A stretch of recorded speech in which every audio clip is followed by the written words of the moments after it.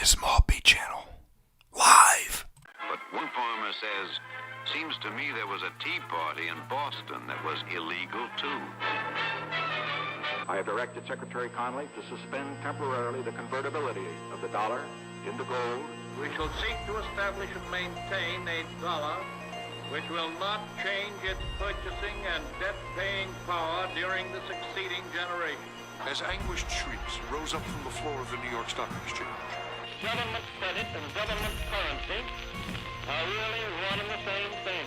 A reserve of gold and a small reserve of silver. So, and I said, well, what if it does happen? And he says, well, price will solve everything. I said, thanks, give me the gold. You know? Why do central banks hold it? Well, it's a form of reserves. So why don't they hold diamonds? Well, it's tradition, long-term tradition. Well, some people still think it's money. Good evening.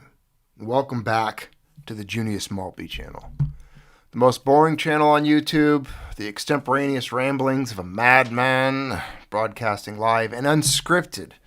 As usual, welcome. I hope my channel friends here were able to get the notifications so you can join. I see that recently some of you haven't been getting these notifications and you are disappointed because you missed the live. You feel left out.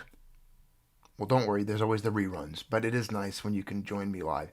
And here I'm clocking in, all right? This is me. I'm showing up for work. I'm here. You guys demand it. You want to do the channel. You got us, gives us a place to meet, gives you guys a place to dialogue with one another and chat amongst yourselves in the chat there. I see it. It's always crazy. It's always a chaos. It's like a mosh pit for the Junius Maltby Channel. I can see all of you in there just getting after it, and I appreciate it. I'm glad you guys are here. A lot of channel members for a late evening broadcast. Well, it depends where you are on the planet, I guess. The time is relevant. Could be morning. A lot of our friends are in Australia. All over the place. Let's see. I've got, who do we have? We've got Red Dawn. Showed up quick and early. Phantom Oranja showed up early. Not a channel member, but you've been around for a bit, so I'll throw you some credit. You showed up first. You were the first one in there. Asking me if this is wood stove season. It's getting there. I started a fire last night, actually. It was a little chilly. Not too bad. Got Red Dawn here. Again, I mentioned you. Who else? We got Platinum Gnome, Julius Stryker, Requa. I got to say hello because, again, I've mentioned it before. You've been part of this channel from day one. I mean, the earliest video. I think there's a comment like on video 1 that you showed up at. Ray Finkel. I see you, my friend. Channel member Lou Sassel. Nurse Manning. Good to see you, friend. Russ Jordan. Who else we got? Paul S. Paul S. is in the house. E.W. Fisher. Throckmorton. Ray Finkel. Gotcha. Okay. Good to see every single one of you.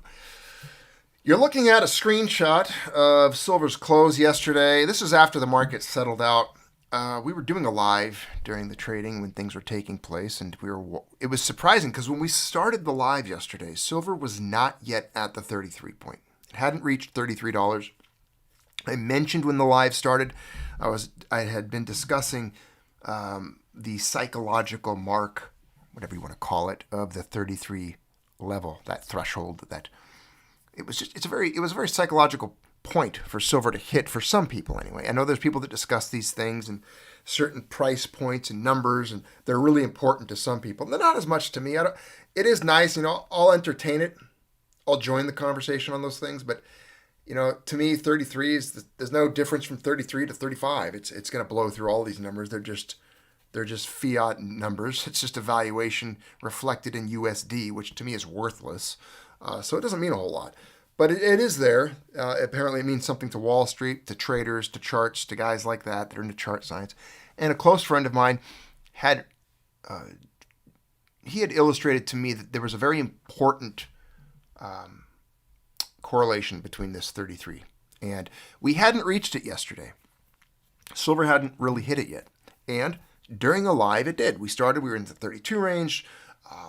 Shortly after it hit, we checked back. We were sitting there. I was extemporaneously rambling about who knows what, some nonsensical data points or my opinions, which you're welcome. That's what you come here for, right? The opinions. And we checked back, and lo and behold, we have surpassed 33. And then it just didn't stop. It didn't slow down. The day got ahead of itself. It got out of control. It was chaos. I mean, we were just knocking down numbers left and right, and pretty soon silver's at $2.15 in a single trading day, up 6.77%. 6.77%. That's a pretty good day. If I'm not mistaken, what is it, 35% for the year? 35 and change or something? I mean, it blew up. Gold did really well too, but it didn't even touch silver percentage-wise. Didn't even come close. Silver was on fire yesterday.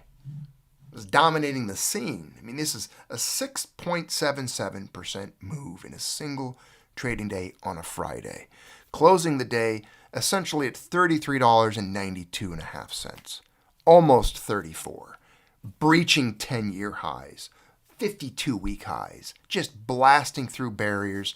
Here you are, any of you who purchased silver during the silver squeeze. There was a lot of people mocking the silver people and the silver movement and the silver squeezers. And guess what? It's above all those price points. As a matter of fact, premiums are out of control now. Don't even go look at some of the sites. It's very hard to find stuff that's reasonable. I mean, you can get lucky here and there. That Talawa shipwreck silver from JM Bullion wasn't bad when I scored some of those recently. You might still be able to find some stuff out there that's reasonable, but it's expect to pay for it. We're gonna get into some things here tonight that's gonna make you question some other things and question how much silver you might have. I shared with all of you yesterday. If you weren't in the room, if you hadn't tuned in to yesterday's live, my single biggest regret when it came to precious metals, and I think all of you know what it is, and many of you repeated it before I could even utter the words. You had written it in the chat. My single biggest regret with stacking historically has always been not having enough, is always not acquiring enough metal, or even at times regretting the times where I was forced to relinquish some just because, life circumstances, things beyond my control. Silver did pretty well yesterday. You guys were excited. I could feel it. It was palpable. I saw it in the chat. And there's reasons for this. And we're going to get into them. There's a lot of variables. There's a lot of inputs and a lot of things that I think are affecting precious metals prices. You can't point to one area and say, hey, it's because of this. It's because of U.S. debt. Or it's because of the conflict in Israel, Ukraine. There's a lot of things bringing it up. Personally, I think a lot of it's lag time. It's a catching up. For years, I told you, it takes about 2 years for metals to really react to real inflation numbers and to it's like a slingshot effect, or it's like a delayed echo. It's like there's the initial impulse, the initial energy released or sound, or the initial inflationary events, the increase of the money supply, and then pretty soon gold and silver they creep up on it. They sneak up kind of slow, or you hear them in the distance. But they're catching up, and they're not going to stop. They're not going to slow down. We know where they're going. Again, how many times do I have to get back into the history? I don't have time. This channel's been around for a while. I was reading a comment earlier today that showed up on a video I did 10 years ago, a decade ago. 10 years, like time travel. I had to go back and read this guy's comment because he commented on the video today, which means he watched it today. It was great. It's fine. A lot of those things are, I guess, timeless. Some of the topics we cover are pretty historic. So I entertained him and answered his question and comment and discussed some things. It was great. But 10 years ago, so we've been talking about this stuff for years, over 10 years. A lot of history's been covered. We've kind of tiptoed through the timeline, tiptoe through the timeline. Not tiptoe through the tulips like Simon and Garfunkel, tiptoe through the timeline. And as we've done that day by day, this channel has almost served as like a journal, right? Like a journal entry. We're not consistent. I don't do videos every single day. I know you'd like that. I wish I could. I wish I could just check out from regular life and just my only job and function was here to discuss these things with you guys. But unfortunately, it just doesn't keep all the lights on and put the food on the table like it should. But I enjoy checking in with you guys. And again, it's been a journal. It's like a diary. And if you go back through the pages, if you flip through YouTube and you go into the archives of this channel, which you channel members have access to, remember that. Use guys. Yeah, use guys with the coins after your name. That's the greatest benefit I can give you as a channel member, is the fact that you have access to all of the archives. 100% of the uploaded videos that exist in the YouTube are yours for it's the library. You can go flip through them and search through them. There's 900, 800 of them. Some are still public, but the overwhelming majority of videos are privately reserved for the channel membership. Abdiel Lawrence, the geopolitical landscape is in our favor, he says. Thank you for the super chat, my friend, over there in Munich. Thank you, Abdiel. Now, let's get on with the news.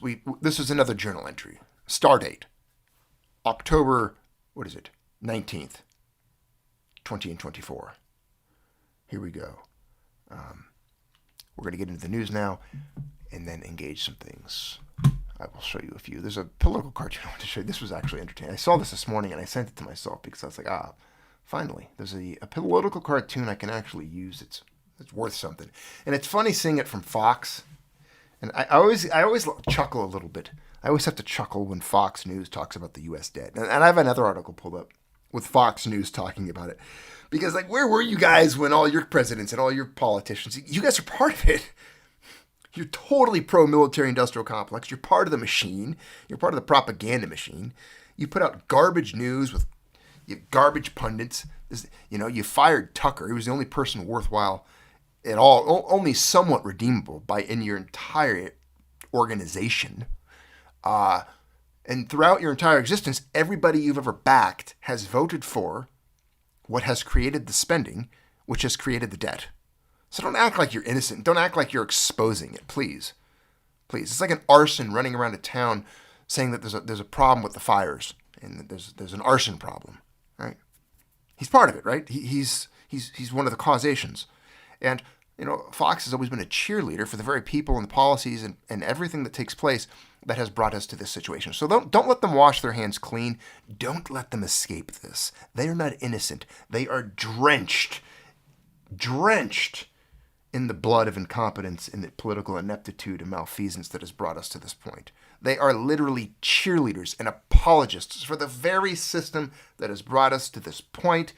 So it is absolutely comedic and laughable to see them put out political cartoons or articles exposing the very problems for which they helped orchestrate. It just makes me laugh. I chuckle a little bit. I'm like, you're not going to escape the guillotine that easy.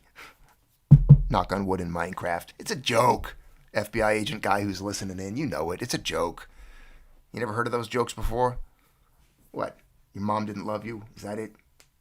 Anyways, it's like a volcano. I picture this as being like Vesuvius. You're down there in Pompeii, you're looking up at it from the ruins of the ancient form, and you see this smoldering mountaintop. It's a volcano, imminently ready to explode and destroy all that's before it with a pyroclastic cloud or whatever it is that comes sweeping down its slopes to envelop your civilization. Well, guess what? This little political cartoon, it's pretty simple, but it shows the Capitol building as the apex of the mountain there. You can see the national debt as the cloud of ash, and then spending is the mountain itself, I guess. And I guess the guy tried, whoever this is, this political cartoonist Ramirez.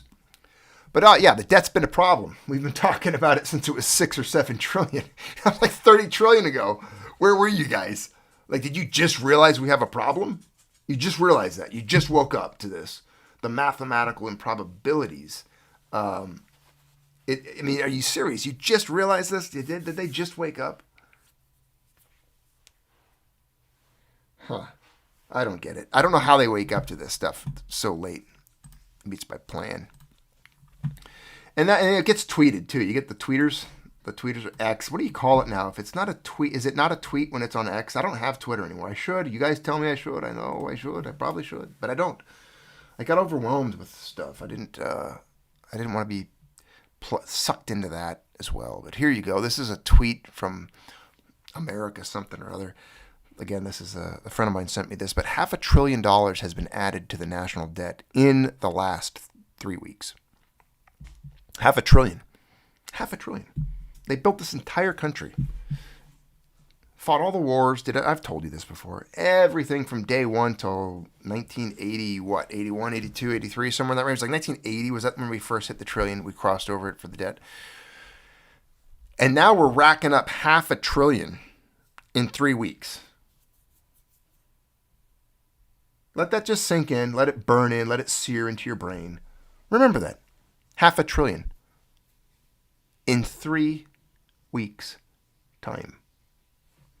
Thanks, Abdiel, my friend, for the super chat. He goes, Fox News didn't care about the national debt when France didn't want to invade Iraq. Freedom fries. Hashtag freedom fries. Exactly.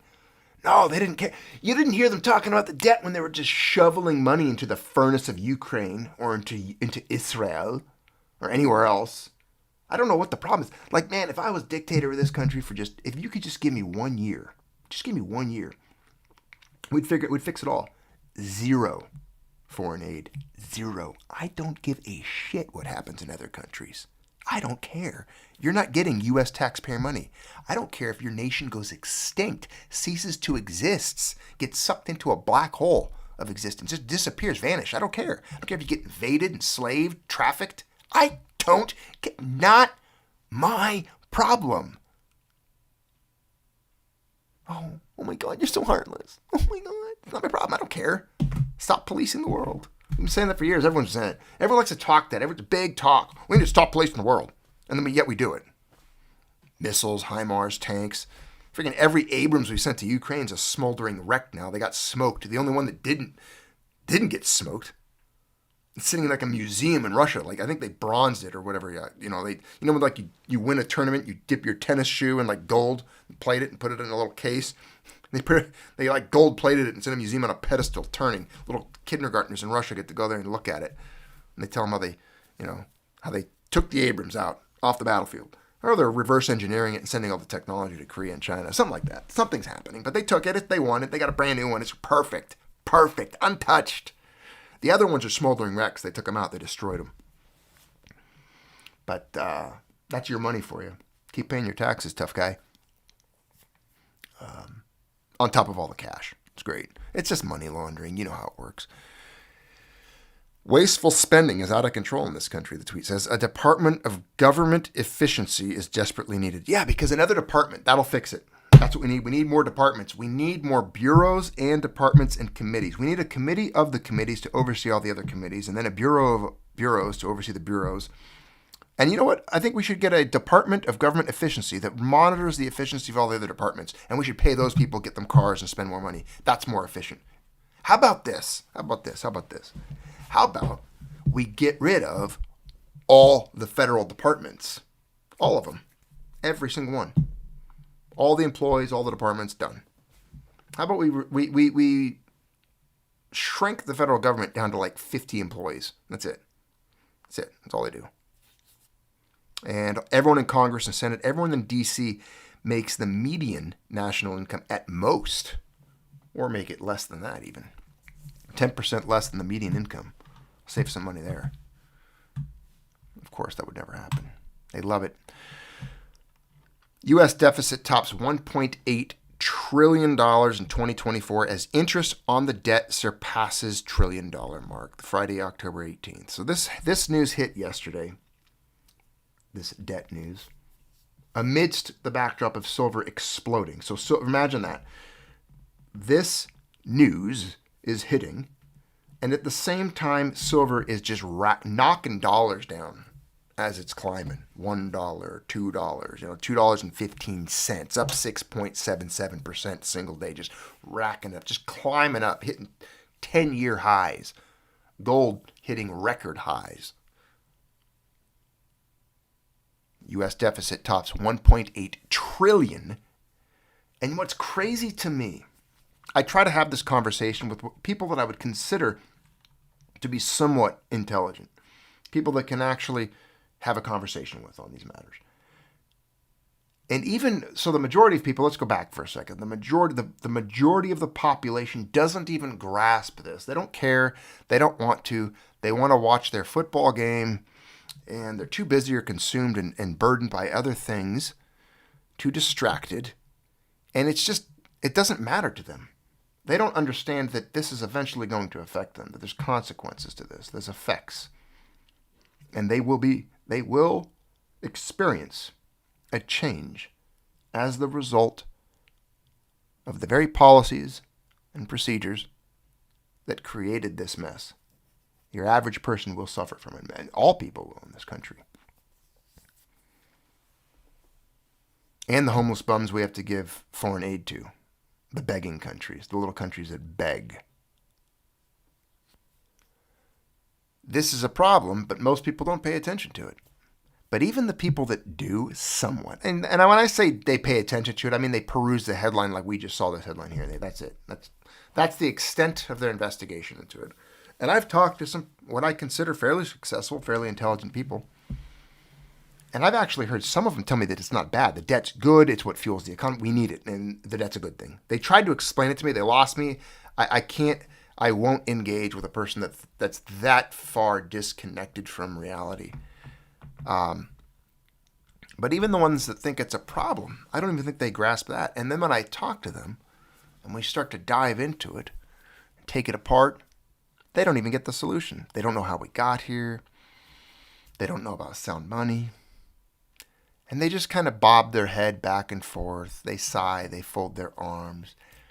Usually, after about 5 or 10 minutes, they're bored of it. They don't really want to talk about this. It's not a big deal. Hey, things will be okay. They'll figure it out one day. They've been saying that for about $30 trillion, bub. Eventually, the math catches up. But, we're dealing with a bunch of Verns, man. And no offense if your name's Vern, but, I make up characters on this channel. And I happened to make up a character recently, and his name was Vern. And he just has a southern accent, but, he's man, Vern, man. He supports Israel, and he just, got to do what I got to do. My name's Vern. And your average Vern in America, he's not going to know what to do with this matter. He doesn't care. He got too much going on. Too much going on. And they don't want to make any sacrifices. They don't want to change anything when it comes to their foreign policies or their positions in international politics, the countries they support, where they send their blood and treasure. But something's going to give eventually, and it's starting to quake and shake. And I'll show you a clip here in a few minutes. You won't know when it happens. I don't think any of us will, but we'll see. The Biden administration rang up a budget topping $1.8 trillion in fiscal 2024. Up more than 8% from the previous year and the third highest on record. Interest expenses for the year totaled at $1.16 trillion. The first time that figure has topped the $1 trillion level. You can't, and this is crazy. You're not going to blame, and I cannot blame Biden for all of it. This is a lot of people's faults. This is every president's fault. Bush, Sr., Jr., Obama, Clinton, even Reagan, all of them. Every single president you can probably name contributed to the debt that has gotten us here, that has generated interest to reach the $1 trillion level. Every president but Andrew Jackson, who was the only guy to ever pay off the national debt. We'll call it everybody since him. How about that? Especially the presidents of the last century. They didn't deal with it.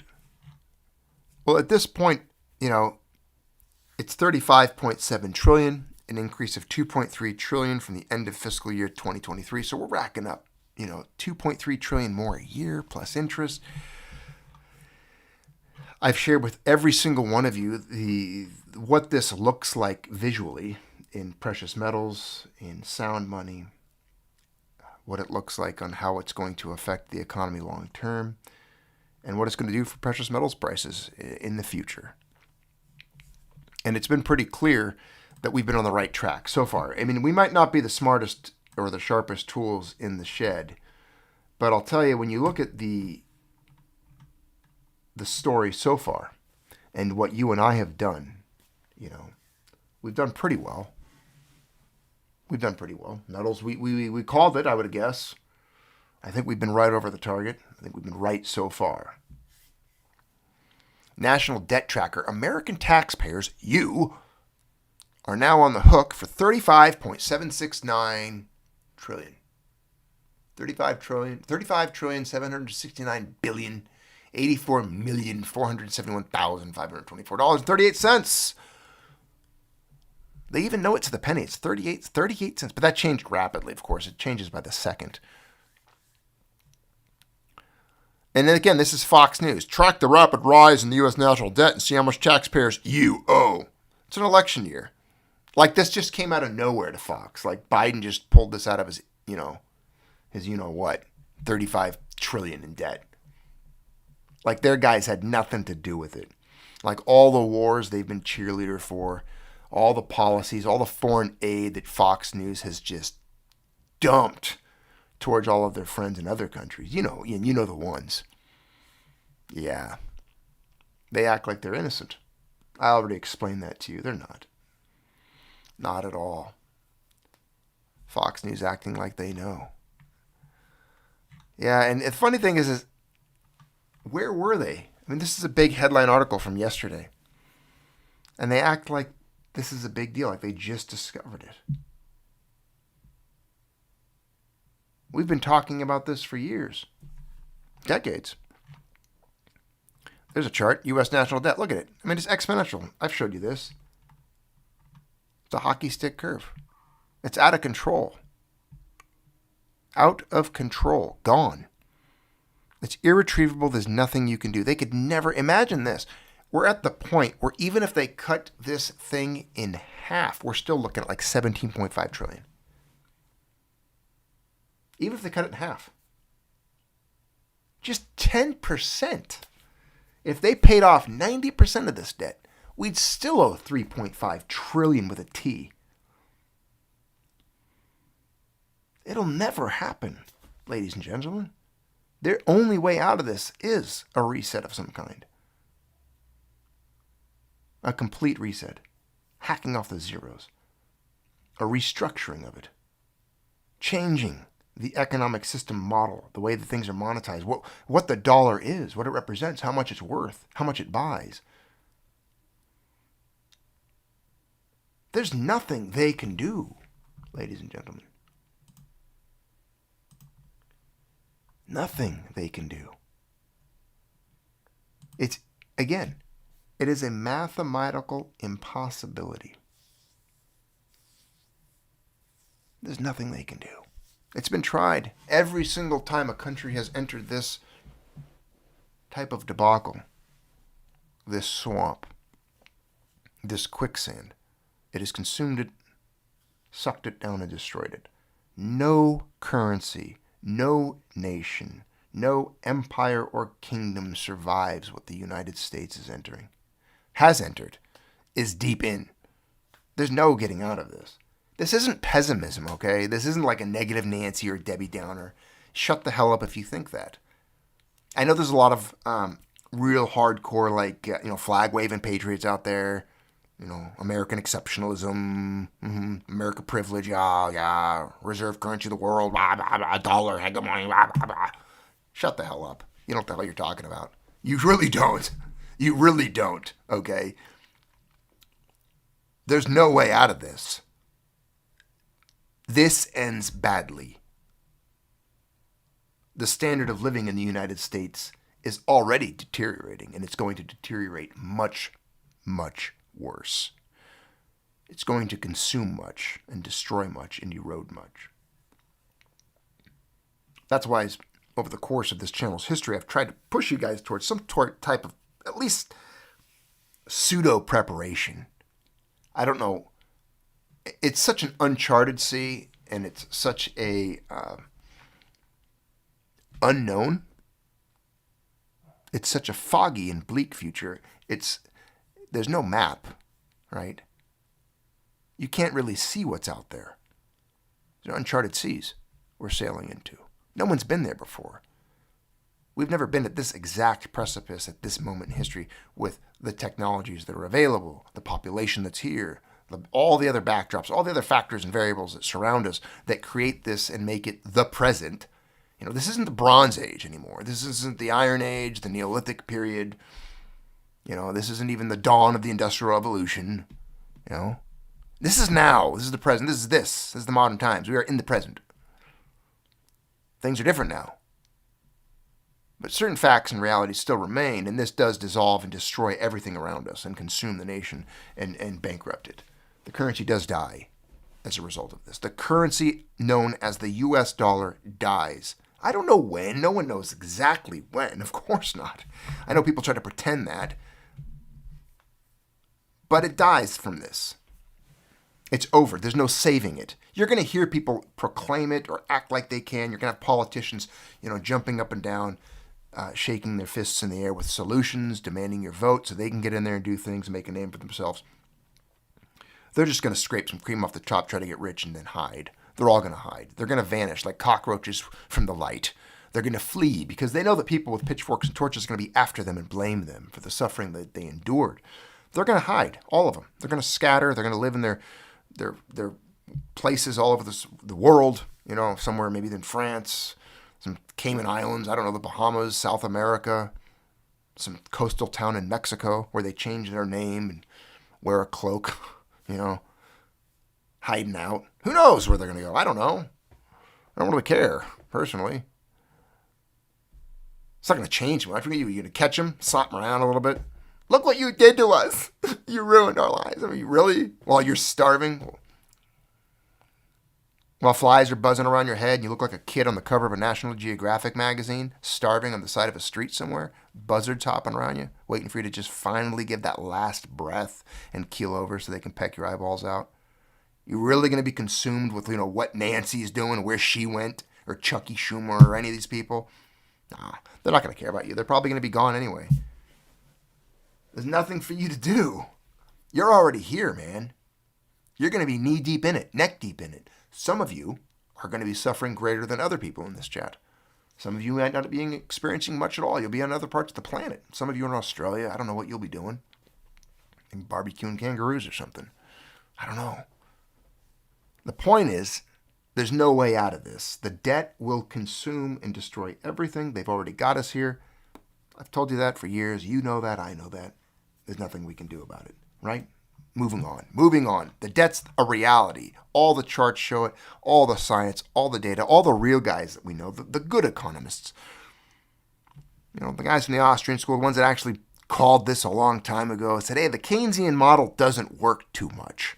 It's not a good idea. Modern monetary theory isn't a good idea. We need to stay away from that kind of action. We've reviewed the stepping stones that brought us here, right?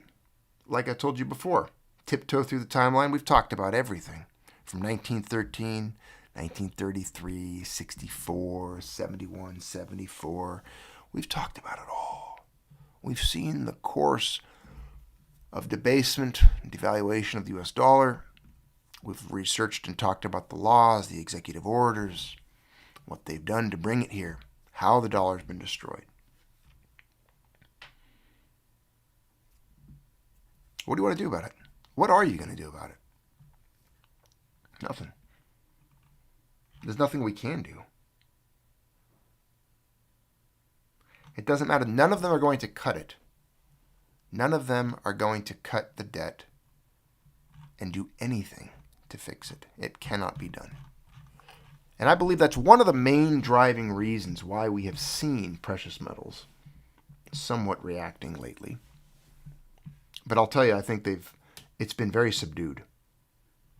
I know when you heard me earlier talking about silver's performance at $2 and 6% in one day, like that was a big deal. If you compare it to the last decade of days, if you look at them, it is. But I truly believe we will see double-digit days. For silver, that's a lot. I mean, come on now. That's like, $10 days. Could you imagine? Imagine a day where silver moves $10 in one day. Imagine that.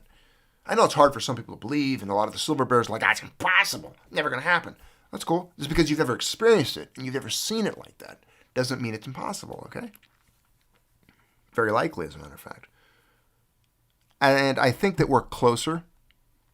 I would say that we are closer to double-digit days than we are never before. I think every day that goes by, we're closer. I think that will become a reality at some stage. I don't know when. Again, I can't put a date on it. I don't know exactly when.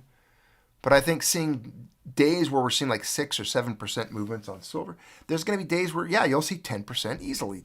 Percentage-wise, double-digit, no problem. Double-digit dollars, that could be a while out. But then again, it might not. I don't know. Again, we're in uncharted waters here. It's an uncharted sea. I mean, gold has literally over 10x from 1999. I think that timeline is going to get a lot compressed. I think it took way too long for gold to 10x from 1999. Multiply itself 10 times from $256 an ounce now to $2,730. Now imagine right now, gold 10x's from here. Right here, right now. What does that do? I've told you this before. We talked about it, right? $27,000. $27,000 per ounce in gold. Has no problem doing that. And I think it will. I know it will. I'm going to say I know it will. I'm confident. I'm very confident that it will. Silver, could it 10x from here? What would it do? What would it be? $330? No problem. Yeah. I'll show you an article in a minute that'll actually make you question that. Or not question it in the way that you doubt it, but question everything you thought about how silver is going to perform in the coming future and where it's going. So that's coming up. I like to leave the best for the last. Keep you here for a little longer. Tortured.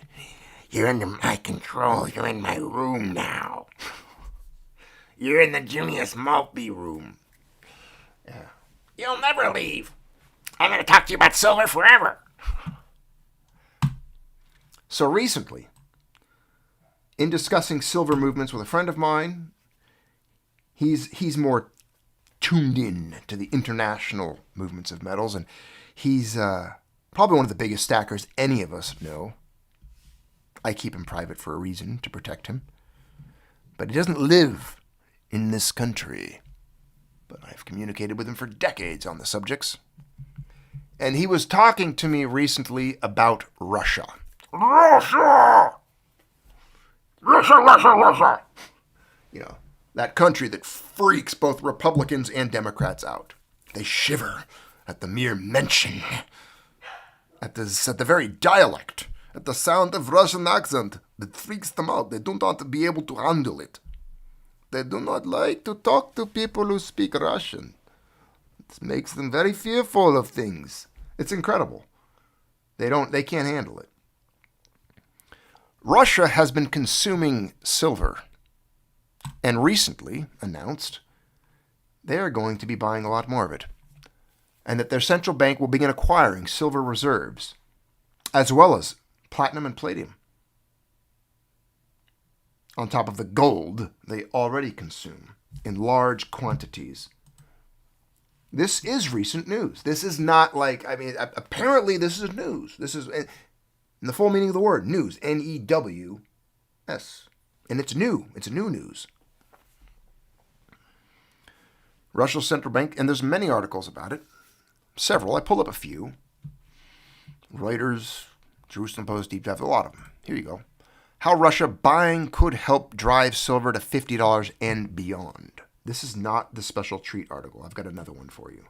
But this is just going to paint a very bullish picture. If you showed up tonight expecting a very bullish picture on silver, I'm going to give it to you. I'm going to serve it to you on a silver platter, as a matter of fact. No pun intended. It's moving. Russia has announced plans to add silver to its state reserves alongside gold, platinum, and palladium, a move that should further accelerate silver's emerging bull market. There's not a lot of silver, remember that? We've talked about how much exists above ground, how much is produced and mined, how there's a supply deficit every single year of about 200 million ounces that is made up for through recycling. I've had long dialogues with ChatGPT about this, just for fun. And I think I've shared with you guys some of that. And I actually engaged ChatGPT again recently. We discussed some things on metals, and we'll talk about it, maybe, if I have time. But a report from Russian news agency Interfax last week reveals that Russia plans to substantially increase its precious metals reserves in the coming years. Again, this is on top of an existing major supply side deficit and a production deficit.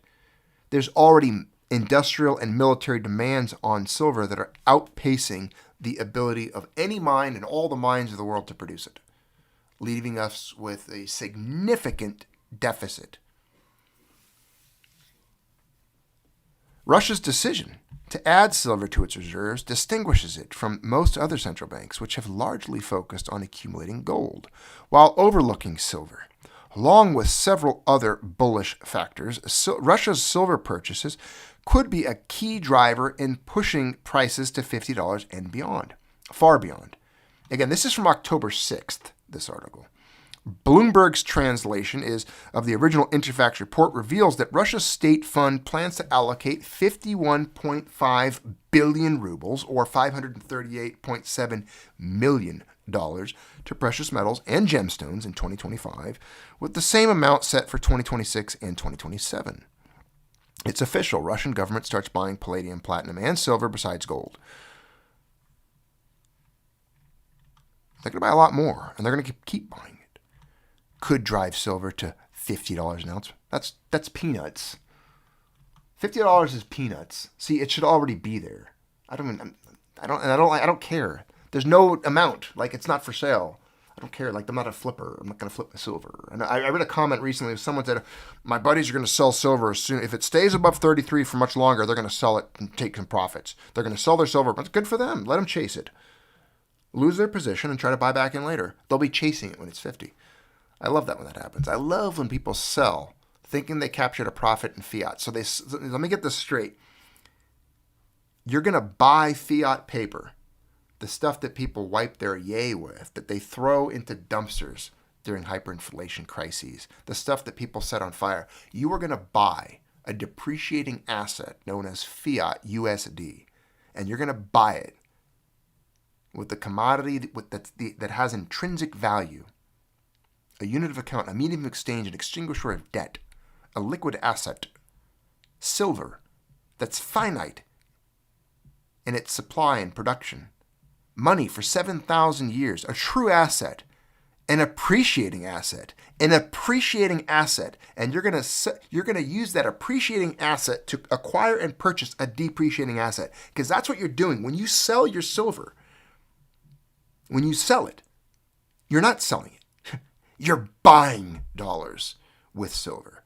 Imagine that for a moment. There's people that are going to do that. And they're going to feel great about it for like a day or two. And then they're going to watch it and they're going to wait. And it's not going to go down like they thought it was.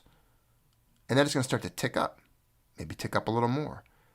Start knocking down some more barriers, breaking some more records. And then they're going to realize their currency that they bought with it, their USD or their pound sterling or their euros or their rubles or pesos or whatever,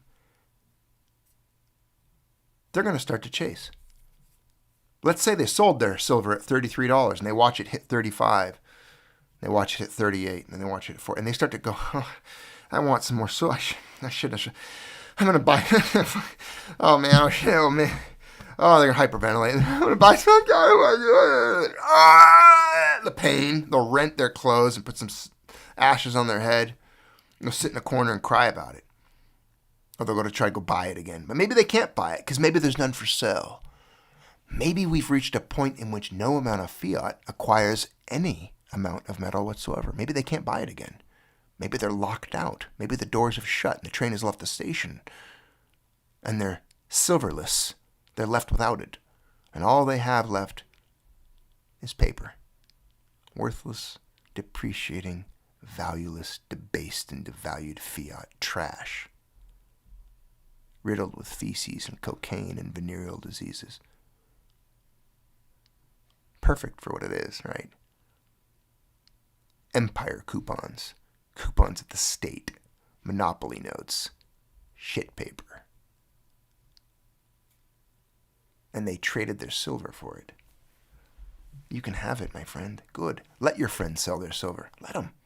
Let them chase it. They couldn't handle it. They don't belong here. They're not ideological stackers. They never knew. They weren't ready. They weren't equipped. You see, not everyone who buys metals is equipped for it. And they're not even ready. They're not mentally prepared for it. They were never meant to be here. They were destined to be economic casualties on the economic battlefield. They were destined for it. That was written into their code long ago. They were never meant to survive or pass through this. That's fine. Sell your silver, man. Cool. That's a cool story, bro. I'm glad you're working out for you. Hey, I tell you what. Have fun. All right? Go spend it at go to Vegas for the weekend and blow it all. Have fun. Go hang out with your friends. Go watch it. Go put it on a sports game. Bet it on a sports game. Tell me how that works out for you. Travis Kelce, bet on him. Put all the money on. Put it all on him. A lot of people talk about the charts with silver. And if you look at them, they're actually pretty surprising. They do look good. It's a chaotic chart. I've always thought it was chaotic. I thought it's always a violent chart. Volatile in a way. But lately, it's been doing pretty good. And if you zoom out and start looking at things, you realize, well, it's moving. It's doing pretty well. And historically, it's hard to base a lot of silver's performance on a long timeline because there's been so many things that have affected it, right? Like the fact that up until 1964, it was in money. It was money. You could go to the bank. You could go to the bank with cash and cash it out for silver. And then so, the 60s, 65 was when they stopped doing that. Everything 64 and earlier had silver. There were some coins floating around. Some of the 50-cent pieces and dollars was the 40% ones and such. But it was pretty stagnant for a while. Then it was up and down. We had the 80s. You had the big explosion. The Hunt brothers trying to corner it, this and that, the other thing. But historically, we've gone over this for the life of the channel. But back in 80, when that whole episode occurred, it exploded briefly. And if you look at inflation-adjusted silver prices for 1980, it hit $50. But you do the inflation adjustment on that, it was a lot more today in today's dollars. Rolf Steiner in the chat, hanging out. Good friend of the channel. Good to see you, friend. Thanks for the super chat. He goes, 2.3 trillion lost before 9/11 at the Pentagon was reset when Saddam flew a cruise missile into it. Couldn't that be done with 36 trillion too? Oh yeah, they'll reset it. Exactly. When Saddam flew into the 9/11, he flew into the 9/11, Saddam. Right? That's what he did. Wasn't there, and remind me if I'm wrong, right before COVID, remember all the news? Oh, I said the word. I shouldn't have said it. Right before that coffee flu thing hit, the virus, the event, several years ago. Do you guys remember the big reset, all the money market mutual funds and such, and how some money disappeared, and there were some accounting errors and problems, economically speaking, if you will.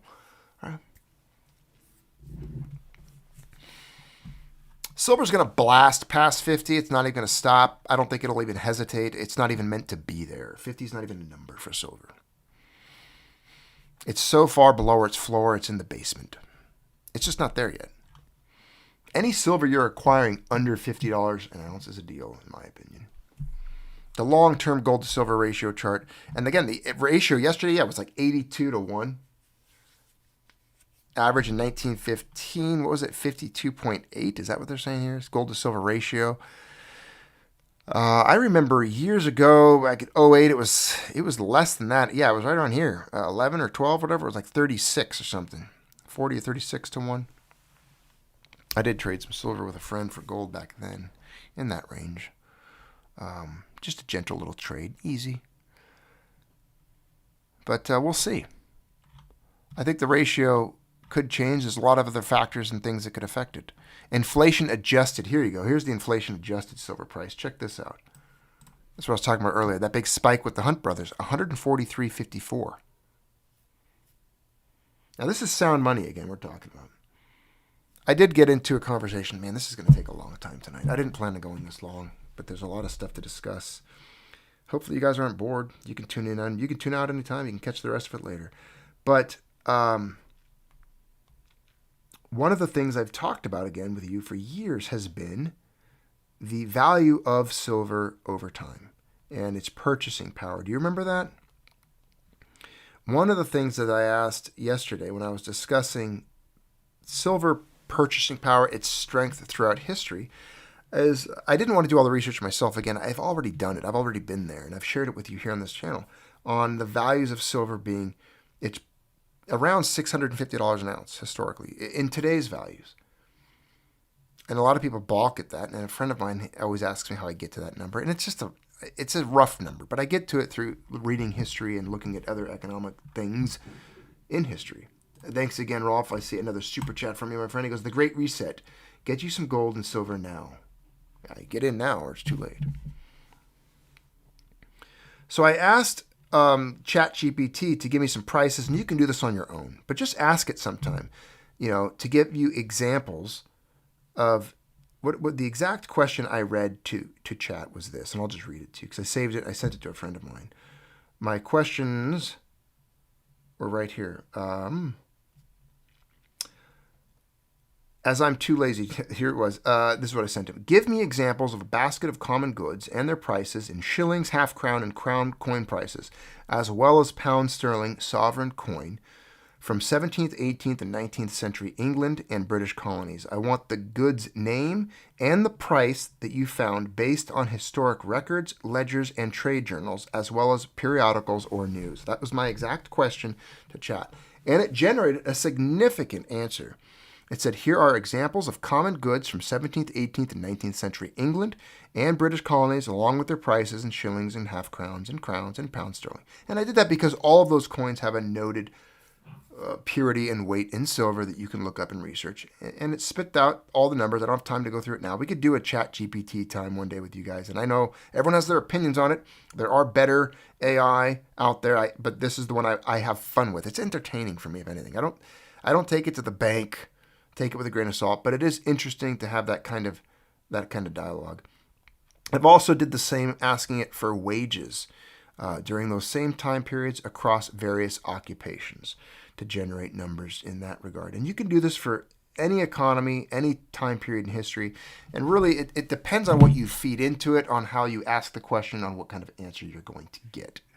But my point is, even though you're looking at this chart and you see $143 an ounce silver and you think that's a lot, just remember that at times in history, some people worked an entire day, labored vigorously. And what'd they do? They were paid about a dime's worth. A dime. That's not a lot of silver. To work that much and only to be paid a dime, and a denarius or a drachma. So, when you think of silver as $143 an ounce, or $68 an ounce, or $32 an ounce, apparently that's what it was back then. Look at this, the highs that it reached, inflation adjusted back in, what was that, 2011, $68. In order for it to break those records, adjusted for inflation, we'd have to hit $68 an ounce. So we're below that by half still. We're not even halfway to the inflation-adjusted high of almost a decade or more ago. It's going to blast through 50. It's going to blast through 68. I think it's going to blast through 143 because this isn't even this number up here. That's nothing to me. That was just, the 70s, the inflation scares, the Hunt brothers, all that stuff. You look at how much silver's been destroyed. You look at supply deficits. You look at what is consuming it now, the demands for it. And you look at the difference in society. Every single person's holding right now, if they have a cell phone in their pocket, a minimum of half of a gram of silver. 0.5 grams, right? Isn't there 0.5 or 5 grams of silver per phone? Something like that. I looked it up, read about it the other day. It's used in everything. Military, defense. We'll get to that in a minute. The demands are exploding. There's no comparison in the consumption demand of silver today to 1980. Every single solar panel, and they're going in like crazy globally, has the majority of it is silver. A lot of silver. It's the most, I think it's the leading metal when it comes to those panels. I forget exact data on that. I can't quote it from memory on how much silver exists in a single solar panel. It depends, of course, on the brand and what size and make and model it is, but there's a lot. Electric cars, yes. Solar panels, and on and on. It goes on and on and on. And now you have Russia buying it, stepping up to the plate. It's the most conductive metal in the world, most reflective metal in the world. Has incredible properties. Not to mention it's been money for 7,000 years. And now the headlines abound that Russia's central bank is acquiring silver. That's why I put that in the title for the video today. They include plans, their draft budget, for the nation's central bank to continue adding gold, platinum, palladium reserves and acquire silver for the first time. Silver for the first time. It's going to shake things up. Russia buying silver like this, I truly do believe this is one of, not the, but one of the reasons we've seen massive movements in silver in the last week. And their performance, 35% this year. It's very secretive. They're not going to tell you everything.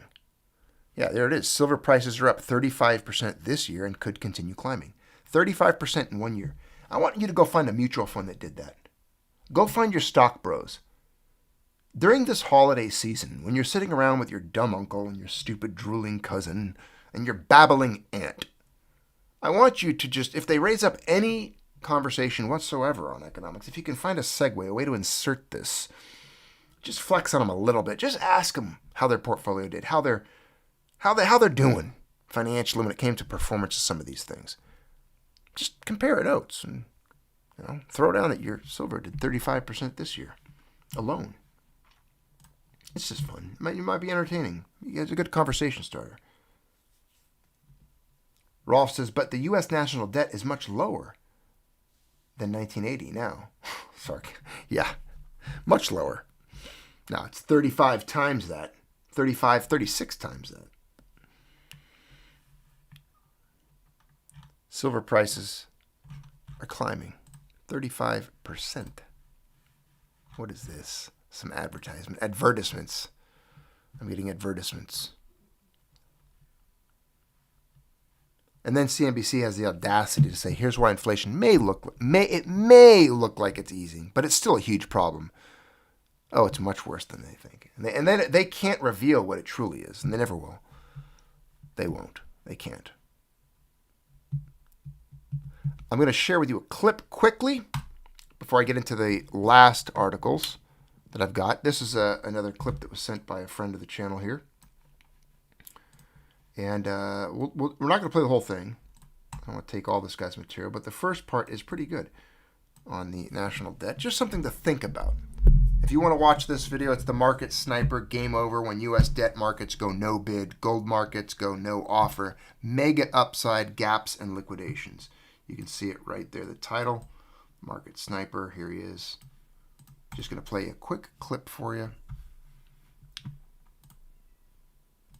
Welcome guys, Market Sniper here, talking to you about a special moment. In fact, it was a tweet by Porter Stanbury, who I was keeping half an eye on, who reminded me of something that I've spoken of before that sees me take this topic to you right here, right today. And the headline of this YouTube will indeed be on that topic: when US debt markets go no bid.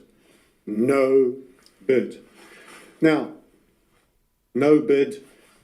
There's bots, there's primary dealers, all roped in to make some form of a market. But let's just be clear.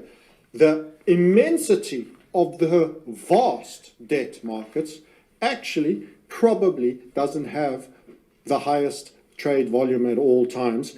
And that market cap of those huge debt markets, which is the foundation of your borrowed into existence fiat, both of debt and fiat, they are married and intertwined together. They can't be separated, or people encourage you to think of them as separate silos.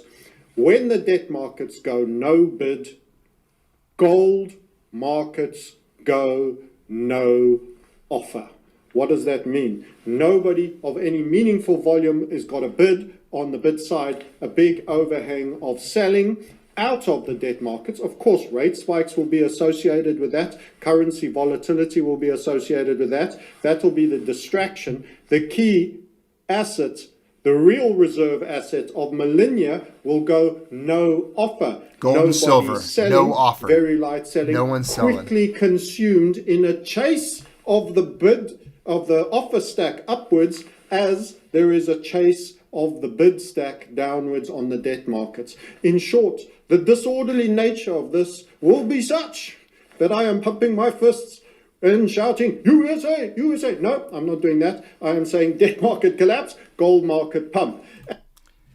Point of that, again, that was good. If you want to watch the whole video, I would encourage you to do so. Very educational, very articulate, very educated, and good at explaining these things and the minutiae of them. So, point of that, again, that I wanted to bring up and why I wanted to share that, as we talked about the debt and everything. They're not going to be able to sell it anymore. No one's going to buy it. It's going to get to a point where no one wants the U.S. debt. No one wants exposure to it, or any debt for that matter. They're going to want the real assets, the real thing. They're going to want the gold and silver, not even the paper. They're not going to want little certificate coupons saying they hold gold somewhere. I've told you this since the beginning of this channel. Never, ever buy paper gold or paper silver, ever. Hold it physically or you don't hold it at all. Do not give anybody money to hold metal for you. You hold it. Guard it with gun and knife on your own. You want to lay on that stuff like a dragon and smote thine enemy who comes to taketh it. Do it.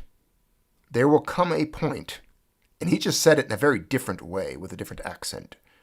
There will come a day where no amount of fiat will acquire you any amount of metal because the metal will not be for sale. And no one's going to want the debt. No one's going to want the exposure to those paper dollars. And the last thing I'm going to cover here, the last thing I'm going to touch on. Where did it go? Let me find it. Let me find it. Where did it go? I'm trying to find it here. I'll find it for you guys eventually. See, this is the problem with these computers. He says you get these ads and I can't get out of here. Where did it go? Here we go. It's a Jerusalem Post article. Military consumption, there it is, of silver could far exceed industrial demand. This is an important piece. And the main point of this is the article I wanted to close on here, and the reason for it is because we've been talking about this for years. The military consumption of silver and it's very secretive, and there's no real way to dive into it and to know, because they lie. These people lie about everything. Yes, Rolf, my friend of the channel, he goes, Junius, you told me to buy at 20 and now it's 19. I told people to buy at 15, 8, 10, 20, 30, 32. Now we're 33.70. We're doing okay. We're going to make it.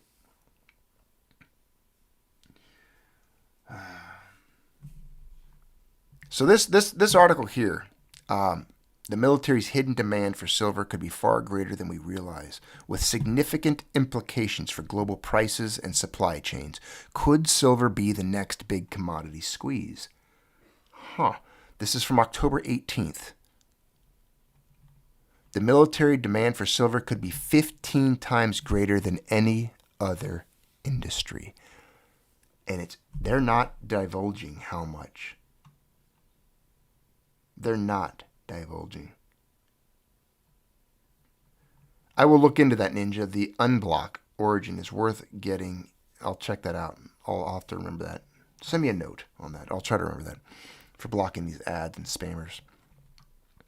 While silver's role in consumer electronics and renewable energy is well known, the lesser discussed aspect of its industrial demand lies within the often secretive realms of military and aerospace technology. Recent analysis suggests that military usage of silver may be substantially greater than any other industry category, including electronics, solar panels, and investment demand combined. This information, brought to light by silver market experts, raises significant questions about the transparency of silver demand data. Ooh, they're being dishonest. They're not being transparent with the silver demand data, and the potential impact on future silver prices. Pay attention if you're a silver person right now. If you, let's see, we probably lost some people. Well, there's still 196 viewers. I was going to say, the people that miss out on this article, they're going to miss out on a lot, because this is it. This is some key stuff. The hidden military demand for silver. For years, the silver market, and we've talked about this. Remember, we've talked about the cruise missiles and all the other stuff. But this is news. This is new news here. This is good stuff. For years, the silver market is focused on industrial applications, such as electronics, solar panels, and medical devices, as the primary drivers of demand. However, 5 U.S. government agencies, including the Department of Defense, Department of Energy, Department of the Interior, and the U.S. Geological Survey, have collectively stopped reporting on silver inventories since 1995 or 96. Collectively. Now, is that a coincidence or is that a coincidence? All these departments in the government suddenly, in 1995 and 96, stopped reporting on silver inventories. The military's appetite for silver is well documented and was notable during the Manhattan Project, America's successful attempt at building the first operational nuclear weapon. Yeah, because America is still the only country in history to drop a nuclear weapon on human beings, and they did it twice. But everyone else can't have them. Everyone else is the bad guy. Isn't that the weirdest attitude, the weirdest posture you've ever seen? We're the only ones responsible enough to harm such evil. We're the only ones that can have a Death Star. The military's appetite for silver, well documented. You know that. We've seen it. In complete secrecy. This is crazy now. This is some crazy stuff. Can you read? Can you read? Higher mammal, can you read? I'm going to pull this up on the screen so you can read it. There you go. I zoomed in for you. In complete secrecy, the United States removed 430 million ounces of silver from the West Point Bullion Depository to turn 1,000-ounce silver bars into cylindrical billets and wound them into magnetic coils. Big COMEX bars in complete secrecy. Actions like these, which have come to light in recent years, have led many silver investors to be wary of government-released information on its usage of the white metal. Military applications of silver often underreported or omitted from official data. Underreported or omitted. Rockets and missiles, we know that. There's a lot of it. In what? Cruise missiles. Isn't there like 2 kilograms? I should ask ChatGPT that question. You know what? We're going to do that real quick. Let's try that out. Come on, Chat. Where you at? Hey, Chat. Hey, AI. Come talk. I need a droid. I need to find me a droid. You know, like in Star Wars, everyone's got droids. I need a little droid that follows me around and knows things and speaks different languages. You think we're ever going to get to that point? Or we're going to blow the planet up before then? Here we go. I got to get to it. I got to find this. I got to ask. We're going to ask ChatGPT a quick question. Come on. Where is it at? Where do you ask the questions here? I thought I did this before with you guys, right? I'll just do it on my phone. My phone gets to it a lot easier. I'm going to ask it. We're going to find it. Come on. Here it is. Hey, stay logged out. There it is. Okay. Hey, chat. How much silver by weight is contained in a U.S. cruise missile?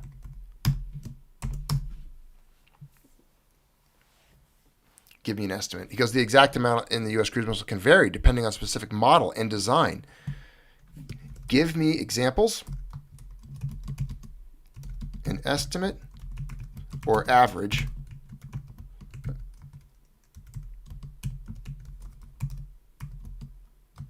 and examples per model and design. I want an answer, computer. Give me one. Oh, here you go. That's what I want to see. While specific data on silver content in U.S. cruise missiles is not publicly available due to security concerns, some general estimates can be provided based on known information. We've mentioned this about military electronics. A Tomahawk cruise missile, the estimate silver content is around 1 to 2 pounds. Think of that, 1 to 2 pounds, and it's consumed, it's destroyed, it's vaporized, it's demolecularized on impact. Trump was nearly killed by Vern Miller. Yeah, I see it. Thank you, Rolf. Thank you for the super chat. He goes, Trump was nearly killed by Vern Miller, that Iranian. The lies and the media lies keep continuing as they try to make these connections. I see what you're saying. Primarily used in circuit boards and electronic components. The AGM-86 ALCM, air-launched cruise missile, similar, contains about approximately 1 pound of silver. So think of this, 1 to 2 pounds of silver. per cruise missile. And that's just cruise missiles. And they've fired, let's ask them another question. How many cruise missiles? Estimate. Give me an estimate. Give me an estimate of how many cruise missiles have been used and fired over, in various conflicts over the last 30 years. Give me an estimate. And then multiply that number. And these two things. What is this? Is he talking again? It must hit play. I hit play on accident. Give me the estimate and then multiply that number times their average weight of silver. I'm probably not wording this the best. Contained. I want to know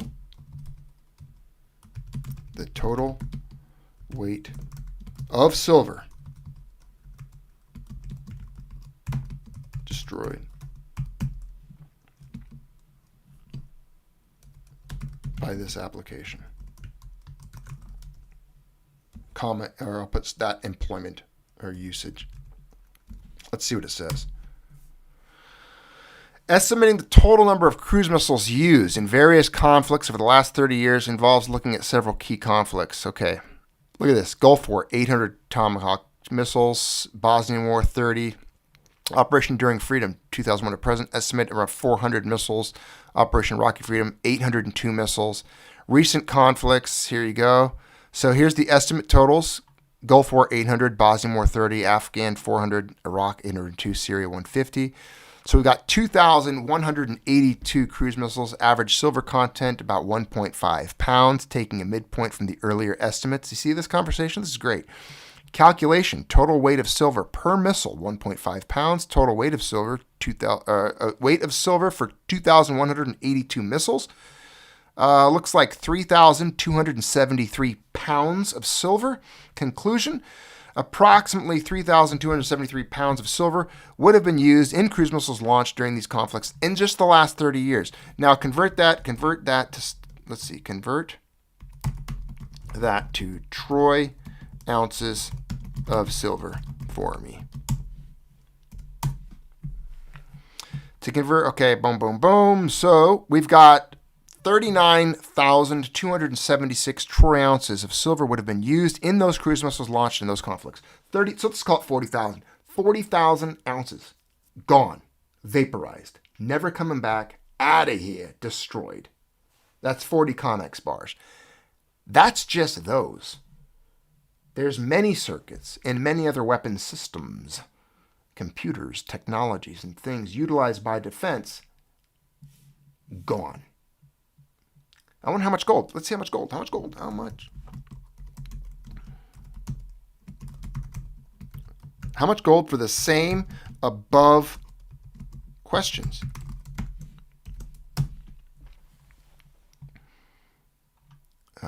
Here we go. For the sake of estimate, let's say an average cruise missile contains around 0.1 to 0.2 pounds of gold. Total weight, it's doing the math for us. Approximately 3,928 troy ounces of gold would have been used in cruise missiles. Wow, 3,928. I would have never guessed that. That's a lot of gold. That's a lot of gold, man. Hey, Vern. Hey, man. Hey, Vern. Come over here, man. I got to show you this, man. The United States military is burning through gold and silver like crazy, man. They're blowing it up, Vern. Vern.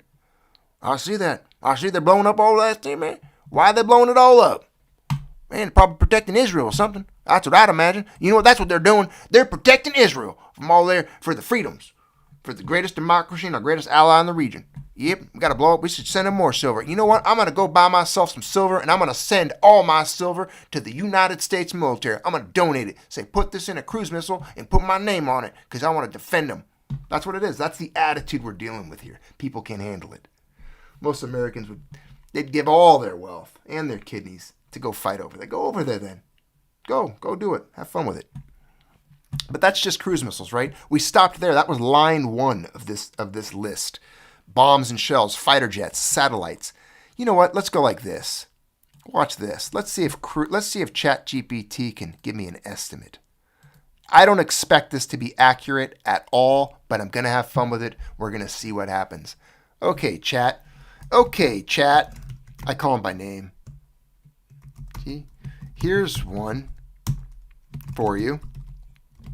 I want you to estimate all the silver used by the Department of Defense and military.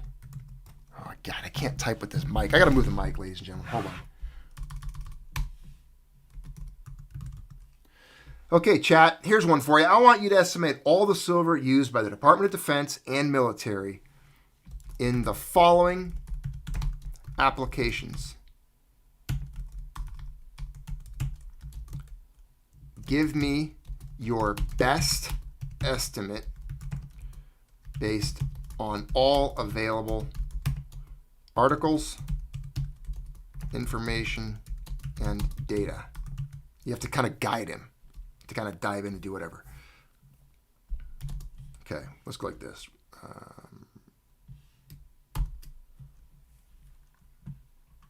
There we go. Put all that in there. Here we go. Estimate the total amount of silver used by Department of Defense, military. It's a long answer. Wow, it's huge. Let's check it out.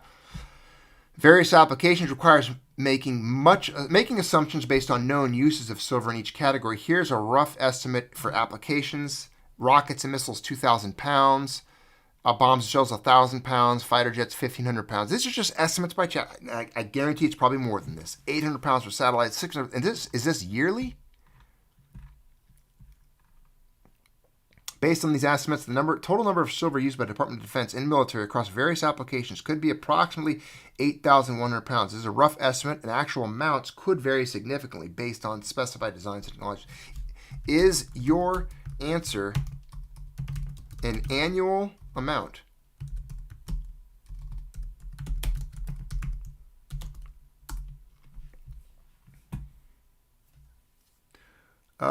It represents a cumulative estimate of silver used across all specified applications by the DoD and military over a long period, reflecting the total in use or accumulated in various systems over many years. If you're looking for the annual estimate, it would require further breakdown based on production rates. Give me an annual.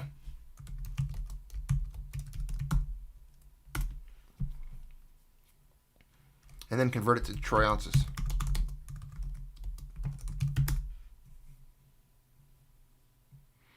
Okay. Okay, so 1,560 pounds per year, rough estimate. Convert to troy ounces, calculation.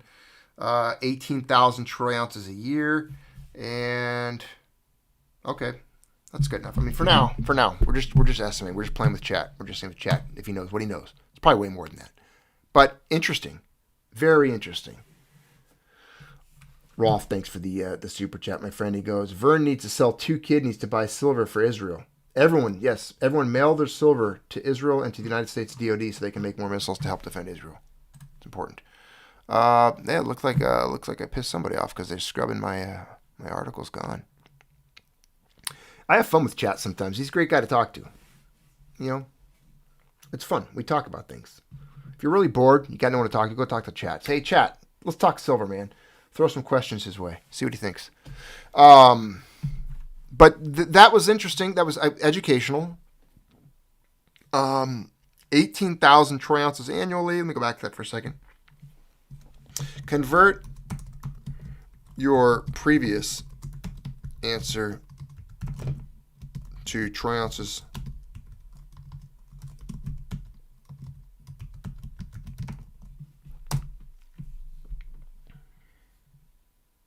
$8,100 pounds, 97,000 troy ounces. So that was over the a period of years. But, ladies and gentlemen, I mean, the point of this is, okay, come on, we're up with this article? I got to close some tabs. I'm closing some tabs.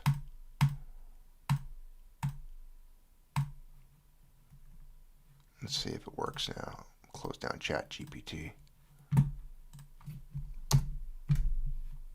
My J post ain't coming back. I can't get the Jerusalem Post article back. I don't know where it went. I'm trying. I'm waiting for it. Something's not working. I got the spinning wheel of death. The spinning wheel of death. Let's go back.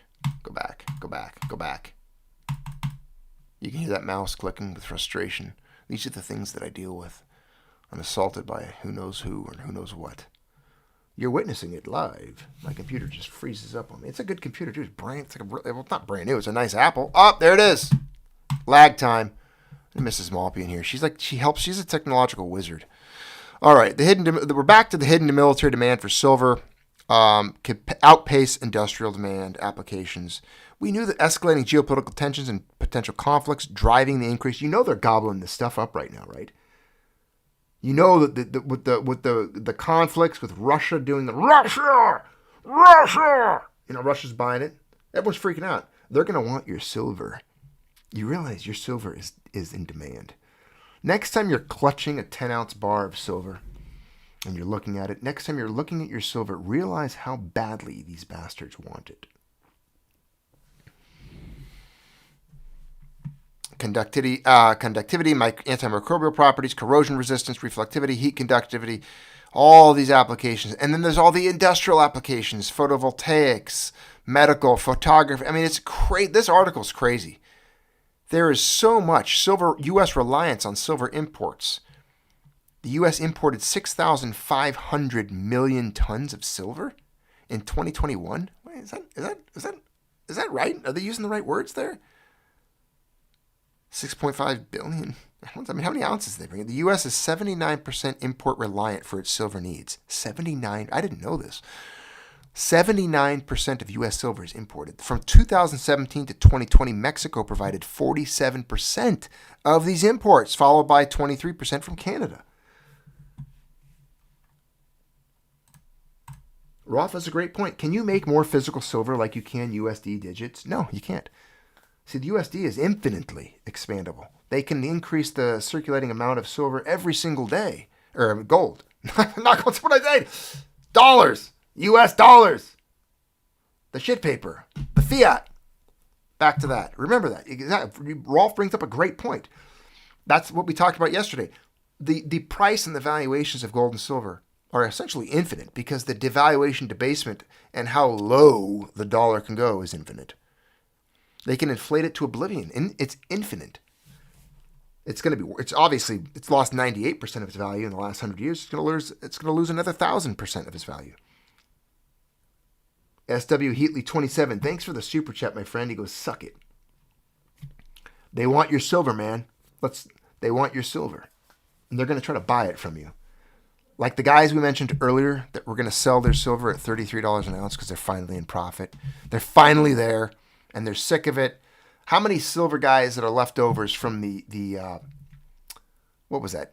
The Wall Street silver boys. You know, the weak ones, the ones that couldn't handle it mentally, the ones that were never meant to survive this or be here for long. How many of them you think are going to dump their silver right now so they can take their profit because they're bored and they got distracted. They didn't have the attention span. They didn't have the bandwidth to remain in the fight. They're going to dump. There's a lot of them that will. A lot of people were new to the stack and they're not into it. They weren't in this for decades. They don't have the staying power. And they'll be out. They'll sell out. That's fine. That's fine. That's good. Go see ya. On to the next thing. Go buy AMC. No. 79% import reliant United States. Okay, look, they're going to want to import from you. They're going to try to import from your bedroom or import from your closet, wherever you got it, your floorboards. They're going to come after it eventually. They're going to need it for defense reasons. Oh, here we go. See that? They did it again. They did it again. I got jacked. They got me. They got me. I gotta go back. They got me again. Those little ads.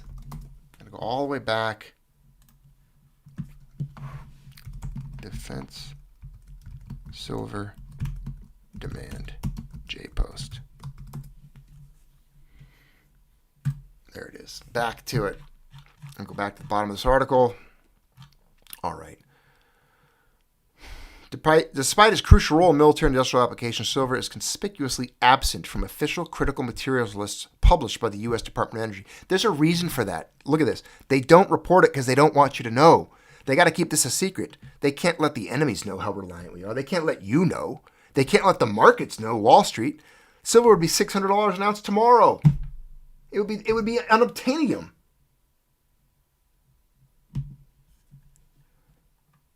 That's why I've said, as long as you can get silver for fiat, get it. Look at this chart. U.S. Treasury silver inventories, millions of ounces. They're gone. It's bought out. There is no strategic reserve. There is no strategic asset holdings, or there isn't. It's just not there. They don't have it anymore. Yeah, I think this is going to absolutely disrupt the market. There's so many factors. There's so many things and variables. And you can still get silver for $33 an ounce. You can still get it for $33. You know what? $600 now. After reading this, I think it's more than that. I think it'd be more than that. Much more than that. Morio Invictus says, Junius called it real time. I remember when him saying, welcome apes, but most of you won't make it. LOL. I told you, they're not going to. A lot of them are going to sell it. And I've already read the comments. A lot of them are dumping. A lot of those guys weren't going to survive. They never were. It was just the next best thing. It was just fun. They didn't have the mental ability to stay. Thanks for the super chat. Abdul Orange says, but Junius, my AMC apes. Yeah, they're all going to, pretty soon they won't even exist anymore. The traffic will dwindle. They won't be there. There's not going to be, well, now it's probably hyped up again. This will cause some excitement. But they'll dump. They're not going to hold out. I mean, look, $600, $650, who knows? Look, don't quote me on it. I could be totally wrong. It's my personal belief. Don't go investing in making life-altering decisions based on Junius Maltby, some extemporaneously rambling madman in the corner of the internet who you don't know personally. Look, this is my thing. This is what I believe, and I'm crazy. You don't have to be crazy too. But call me a madman. Call me insane. Maybe it's mercury poisoning. I don't know. Maybe I'm a mad hatter, man. All I know is the more I look into this stuff, the more I discuss it. Even talking with ChatGPT, I haven't even shared all my conversations. I mean, I can tell you, it just seems like it's going to explode. It just seems like it's going to be much higher. That it would be much higher. It really does. It seems like we're in a good position. That's it. That's it for tonight, my friends. I've kept you long enough. I've consumed your time. This was a long one. We went long tonight. But thanks for tuning in to the Junius Maltby Channel. If you like this video, hit the thumbs up, hit the like. Share it, repost it. Hey, go share it on the Reddit threads for Wall Street Silver Boys. Say hey to them for me. Some of you are still here from that group, and I appreciate it. Most of them don't give me the time of day. They don't. I don't know. I'm an old boomer to them, maybe. I don't know, but I'm not. I'm a Gen Xer. So there you go. But tell them hey for me, and like, share the video, subscribe if you're not subscribed. Become a channel member, and you'll find the videos that you can't see otherwise. But thanks for tuning in. I appreciate all of you being here for tonight's broadcast, being part of the Junius Maltby Channel. And remember, they want what we have. They want your silver. They want it bad. Don't give it to them. Don't sell it. I'm not selling. Have a good one.